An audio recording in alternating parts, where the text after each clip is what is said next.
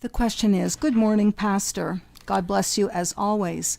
I am working on answering questions for a Muslim I met, and I want to be sure I answer them accurately. One question that came up is this: why does Matthew have 26 generations before Jesus, but Luke has 41 generations? It doesn't add up. That would make Joseph and Miriam approximately 750 years apart. The only conclusion I can come up with is that these are not full genealogies for both Mary and Joseph, but can still be used to trace them both back to King David. Also, if I understand, in Luke's genealogy, Heli or Eli is Miriam's father, correct? Is that because Jewish genealogies never start with a woman? Thank you.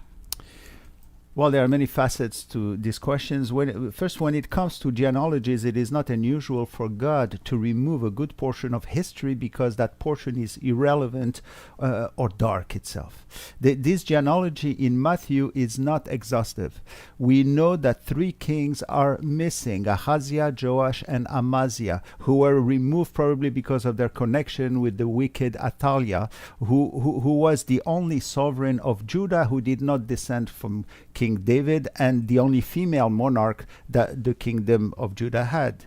So while these kings could not retraced through retraced through other genealogies, the Spirit decided to remove them here because they are irrelevant to the message and because of their utter sins.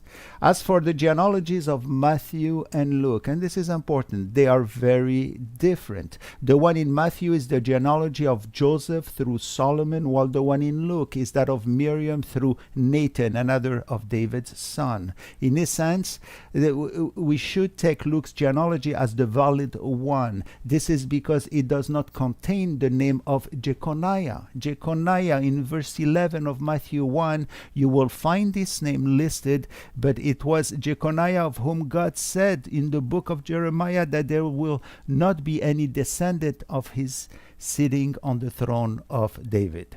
And yes, Eli is the father of Miriam, and we can know this in the way the Greek is written. In the original text, every single name in Luke's genealogy has a definite article, the, in front of it, such as the Nathan, the David, or the Boaz.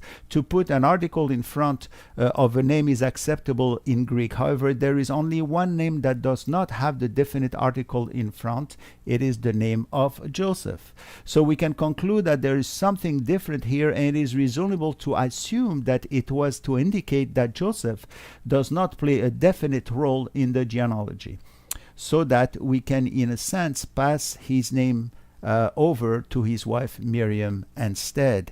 In that sense, we would see that Heli is the father of Miriam, since Miriam would replace Joseph's name. Furthermore, history testifies that she was Heli's daughter, and this information comes from an unusual place in the Talmud itself. The Talmud says that Heli was the father of Miriam. Right?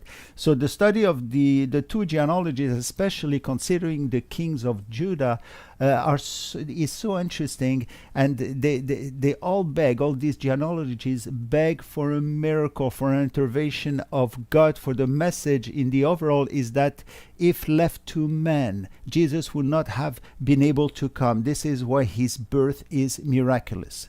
The problem of Jeconiah in Matthew is resolved in verse 18, which begins the account of the virgin birth, also responding to the first messianic prophecy in Genesis 3:15, which speaks of the seed of the woman. Here is the woman, Miriam herself.